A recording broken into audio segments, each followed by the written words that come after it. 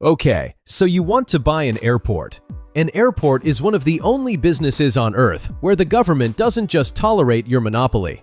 It writes your profit margin into law and effectively guarantees you a return on whatever you spend. And it's also the business where a group of investors built a brand new airport from scratch for 1.1 billion euros. And a few years later, the whole thing, runway, hangars, control tower, sold at auction for 10,000 euros. Less than a used Honda Civic. Same industry, same guaranteed economics. 1.1 billion euros to 10,000 euros. Both of those numbers are real. Both happen to actual airports. By the end of this video, you'll see exactly how the same regulatory model produces both outcomes. Here's what you're actually buying. Tier 1. Lease a fixed base operator at an existing municipal airport. In Miami-Dade, FBO ground space leases for around $5,230 a month. Call it $63,000 a year, before fuel sales, hangar rentals, or a single aircraft. Fuel is where FBOs actually make their money.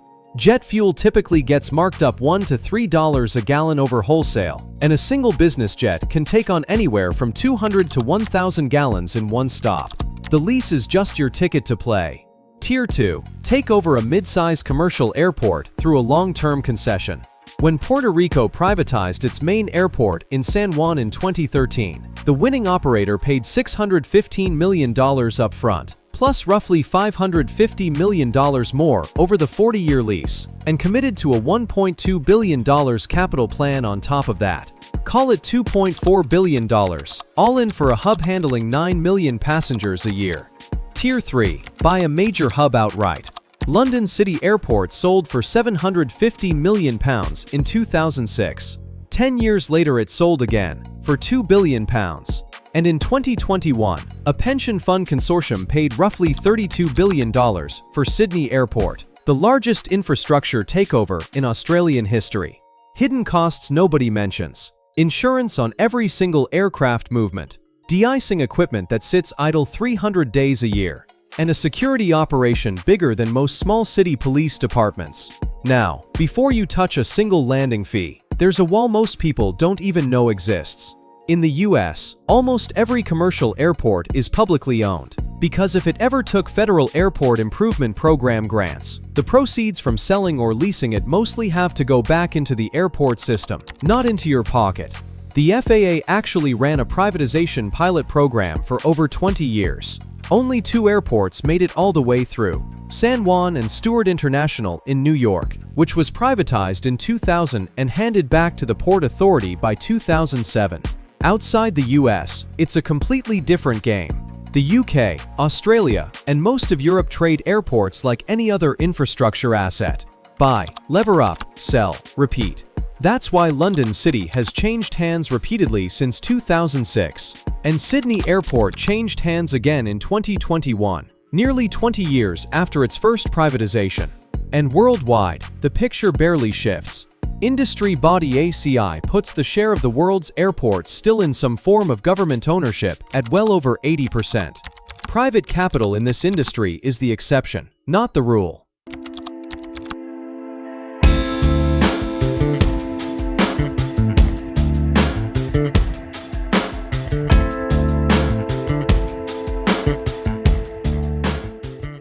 Now here's how the money actually works.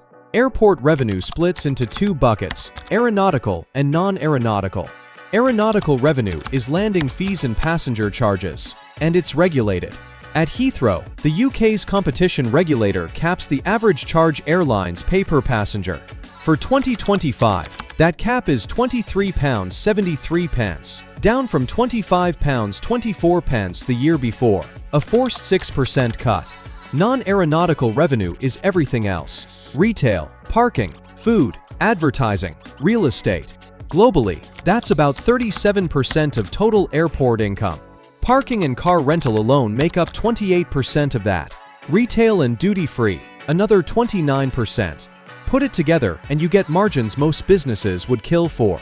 AENA, the company that runs 46 airports in Spain, pulled in €6.38 billion in revenue in 2025, with an EBITDA margin of 59.3%. Net profit, €2.14 billion. And commercial revenue, the shops, the parking, the lounges, grew 11%, more than double the rate passenger traffic grew. China's airports carried 384.8 million passengers in 2025, up just 4.2%. Here's the part that clicks the moment you've paid $14 for a bottle of water past security. Once a passenger clears security, they're a captive audience for the next 1 to 3 hours. No competition, nowhere else to go. Every square foot of that terminal, floor space, walls, gate-side screens, is leased out. And the rent reflects the fact that the traveler standing there has zero alternatives. And the regulated side works in the operator's favor too. Under the UK's price cap model, airports earn a set return on whatever capital they spend on infrastructure. Build a bigger terminal, and your allowed profit base grows with it. Heathrow's owners have proposed raising the average passenger charge to £33.26 to fund a £10 billion expansion, paid for, eventually, by the passengers who'll use the new terminal. Now for the cases. Failure number 1. Ciudad Real Central Airport, Spain.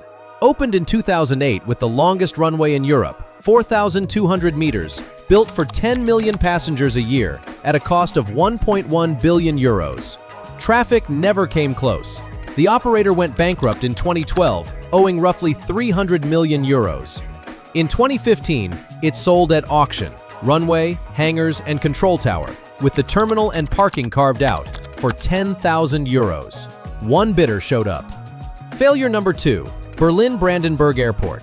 Budgeted at 2.83 billion euros in 2006, it opened 9 years late in October 2020, right as the pandemic gutted air travel, at a final cost estimated as high as 7 to 10 billion euros.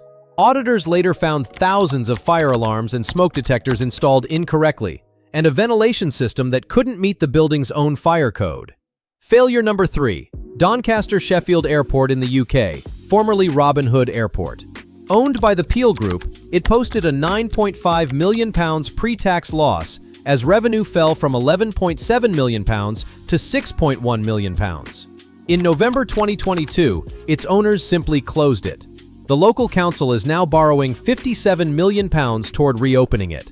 Total project cost, £193 million. And it's projected to keep losing money for its first 9 years back in operation. Now the success story. London City Airport.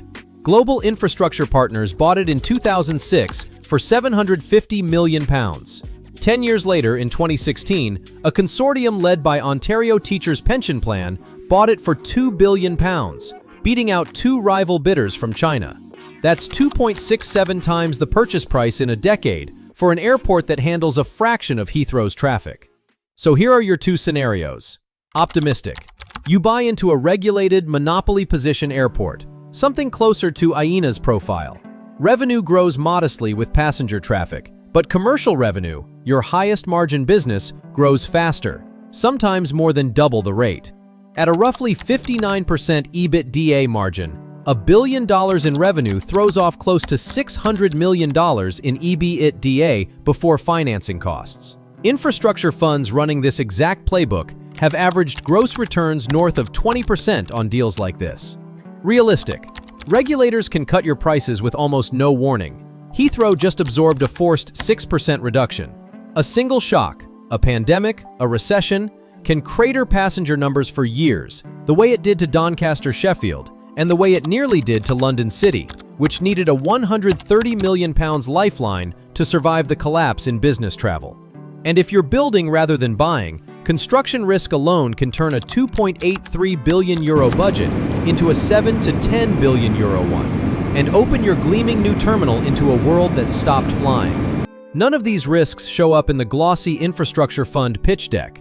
They show up 9 years and €7 billion later. So here's the punchline. An airport is one of the only assets on the planet where the government writes your profit margin into law, hands you a captive audience that is already paid to be there, and lets your allowed profits grow every time you spend more money building. And it's also an asset where a €1.1 billion construction project can end up worth less than a used car, where a 9-year delay can cost you an extra €7 billion before a single paying passenger walks through, and where the owner of yours can just turn off the lights, the way Doncaster Sheffield's did in 2022. The investors who've actually made money on airports: Ontario Teachers' Pension Plan, the consortium behind Sydney Airport, AENA's shareholders, got in through 40-year concessions and pension-scale capital, buying assets that already worked. Nobody made money building one from scratch and hoping the passengers would show up. Just ask whoever's still holding the deed to a 10,000 euro airport in central Spain. That's the real economics of owning an airport. Government guaranteed on paper, captive audience profitable in practice, and one bad decade away from a 10,000 euro price tag.